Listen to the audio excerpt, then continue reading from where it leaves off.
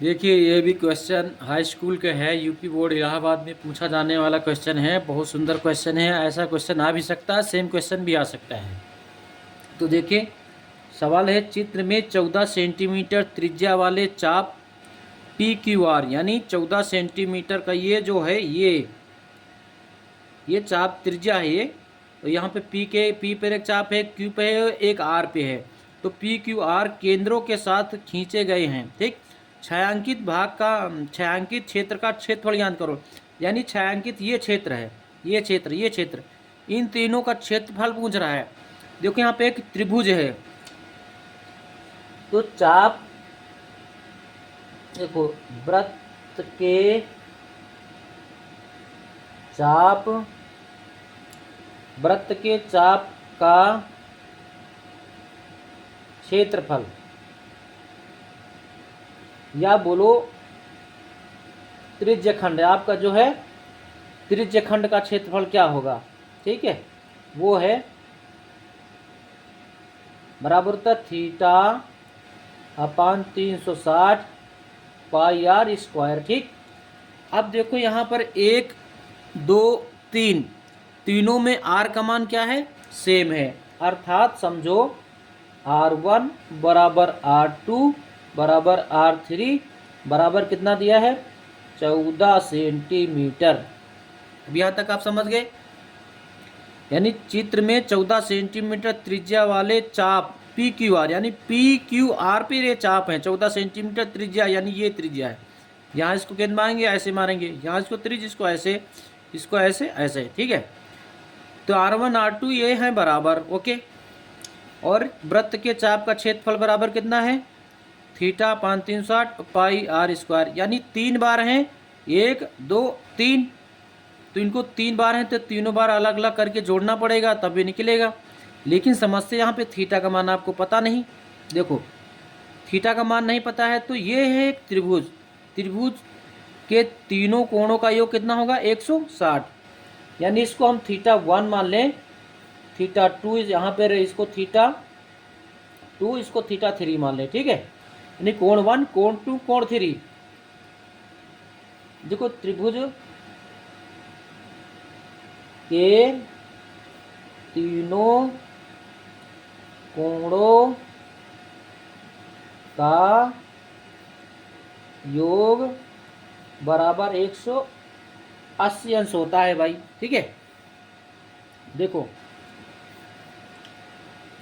अब क्या करना है, आपको ये जानकारी के लिए आपने लिख दिया, ये यहाँ से लिख दिया। ठीक है, छायांकित भाग का क्षेत्रफल, अब लिखो यहाँ पे छायांकित भाग का क्षेत्रफल बराबर, देखो 1 है 2 है 3 है, तो आपको ऐसे लिखना पड़ेगा थीटा 1 अपान 360 गुणे पाई आर स्क्वायर, पाई आर की जगह पे R1 के स्क्वायर, सेम थीटा 2 अपान 360 पाई R2 का स्क्वायर। ठीक है, प्लस थीटा 3 अपान 360 पाई R3 का स्क्वायर। भी आपने यहाँ से देखा R1 R2 R3 बराबर 14 सेंटीमीटर, तो यहाँ पे आपको रखना है, मान रखना है। अब देखो यहाँ पे एक चीज़ आपने देखा कि एक 360 सभी जगह है, तो 360 क्या कर सकते हैं, कामन ले सकते हैं। यानी और पाई तीनों जगह, तो पाई भी कामन ले सकते हैं। हमने पाई बटे 360 कामन ले लिया। अब अंदर क्या बचा, देखो यहाँ पे थीटा 1 और प्लस का आर का स्क्वायर, R1 का स्क्वायर, थीटा 2 R2 का स्क्वायर, थीटा 3 R3 का स्क्वायर। यहाँ पे हमने इस हालत में इसको लेके आए, यानी इस कंडीशन में सवाल आ गया। अभी देखो R1 R2 R3 के मान दिया था, तो अभी हमने ऊपर रखा नहीं है, अब यहाँ पे रखेंगे। ठीक है, तो पाई बटे 360 ही यहाँ पे रखो, 14 R1 R2 इनके मान 14 रखना पड़ेगा। क्या रखना है, थीटा 1 गुणे 14 का स्क्वायर, थीटा 2 और गुणे 14 का स्क्वायर, प्लस थीटा 3 गुणे 14 का स्क्वायर, राइट। अब नेक्स्ट चलेंगे, देखो 14 का स्क्वायर सभी जगह है, गुणा में है, तो क्या करेंगे, इसको बाहर कर लेंगे, यानी 14 14 कितना होगा,